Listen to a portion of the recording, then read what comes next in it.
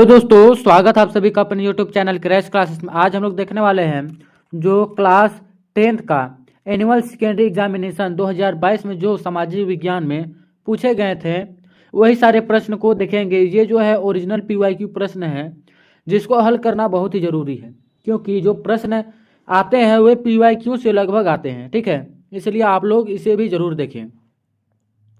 चलिए प्रश्न क्या क्या बोल रहा है उसे देखते हैं हम लोग। क्या है, हाँ ये रहा पहला प्रश्न स्क्रीन पे। क्या बोल रहा है कि समूह G77 से क्या तात्पर्य है, यानी कि G77 से क्या तात्पर्य है वह पूछ रहा है। इसका उत्तर क्या हो जाएगा कि समूह 77 यानी G77 विकासशील देशों का संगठन यानी कि विकासशील देशों का समूह है जिसका स्थापना 1964 में हुआ। इसका उद्देश्य आर्थिक सहयोग बढ़ाना और विकसित देशों के प्रभाव का सामना करना है। ठीक है, आगे देखेंगे 2 नंबर प्रश्न। क्या बोल रखा है कि औद्योगिक क्रांति सर्वप्रथम कब और कहाँ प्रारंभ हुई।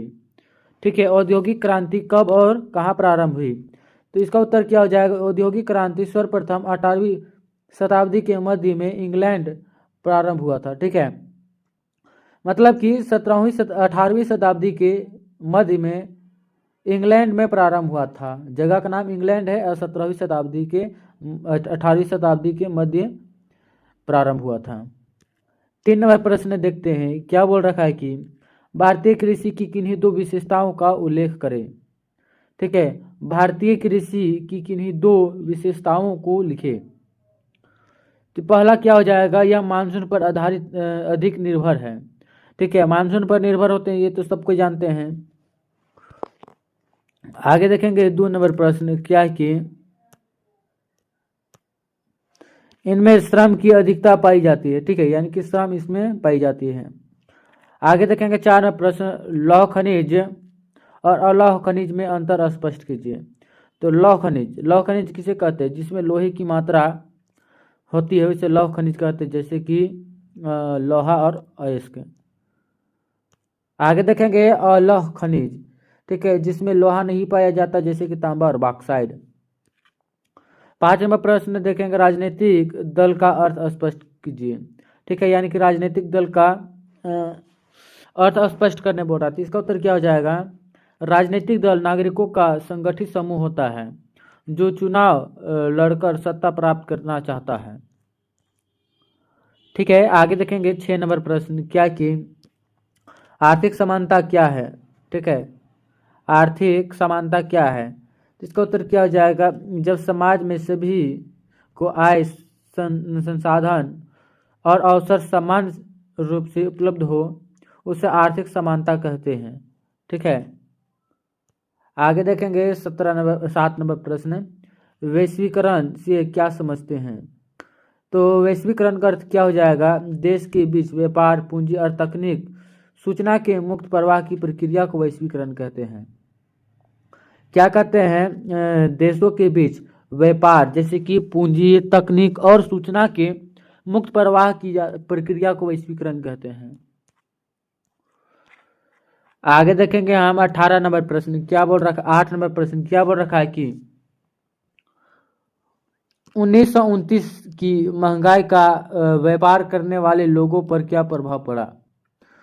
तो उस पर व्यापार करने वाले लोगों का क्या प्रभाव पड़ा, तो व्यापार घट गया, कारखाने बंद हुए, व्यापार दिवालियां हुई और बेरोजगारी बढ़ी।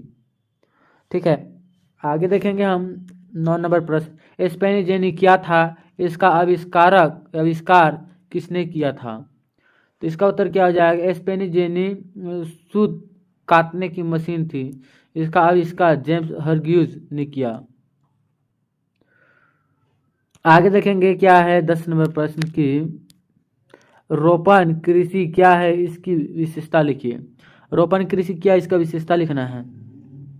इसका आंसर क्या आ जाएगा। रोपण कृषि बड़े क्षेत्र में एक ही फसल उगाने की प्रणाली को हम रोपण कृषि कहते हैं। ठीक है, यह पूंजी प्रधान कृषि होता है।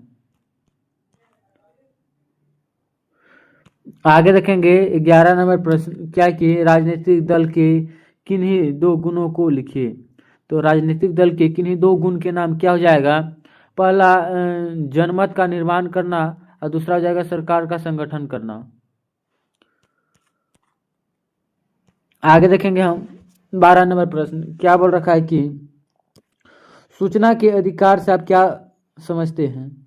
तो सूचना के अधिकार से इसका उत्तर क्या हो जाएगा? नागरिकों को सरकारी कार्यों की जानकारी प्राप्त करने का कानूनी अधिकार सूचना का अधिकार कहलाता है।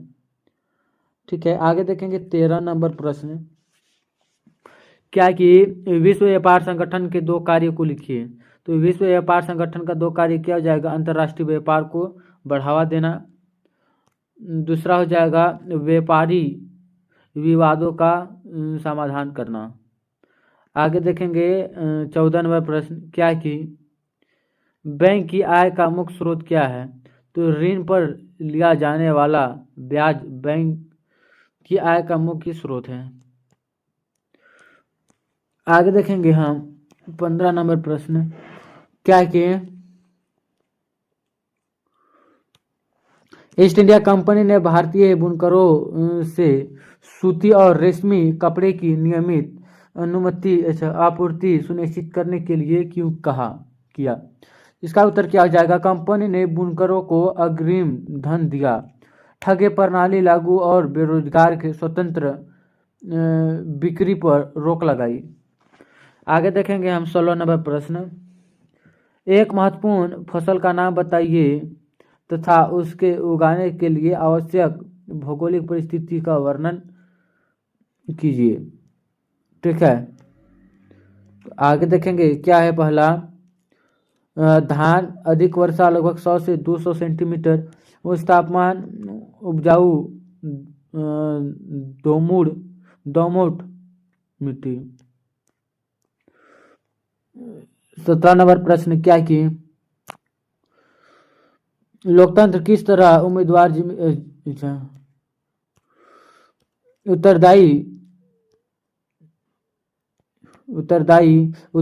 जिम्मेदार और बेहतर सरकार का संगठन करता है?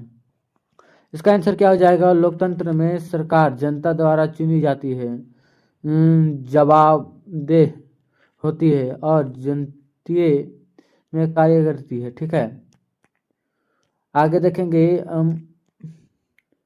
18 नंबर क्या बोल रखा है कि भारत सरकार द्वारा विदेशी व्यापार और विदेशी निवेश पर लगाए जाने वाले प्रतिबंध का क्या कारण थे, उन्हें क्यों हटाया गया? तो इसका आंसर क्या हो जाएगा? जान चाहिए था। आगे देखेंगे इसका पहला क्या जाए? घरेलू उद्योग की रक्षा, दूसरा जाए प्रतिस्पर्धा विकास और वैश्वीकरण एकीकरण। आगे देखेंगे हम दिए गए भारत के मानचित्र कपास और जूट उत्पादन क्षेत्र कौन दर्शाए हैं?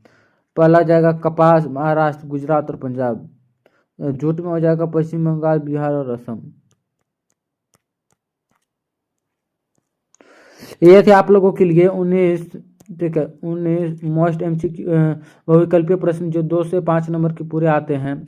इसलिए चैनल पे आप लोग नए आए हैं तो चैनल को सब्सक्राइब कर ले, प्लेलिस्ट में जाकर पढ़ाई करें। फिर मिलेंगे अगले बेहतरीन टॉपिक के साथ। जय हिंद, जय भारत।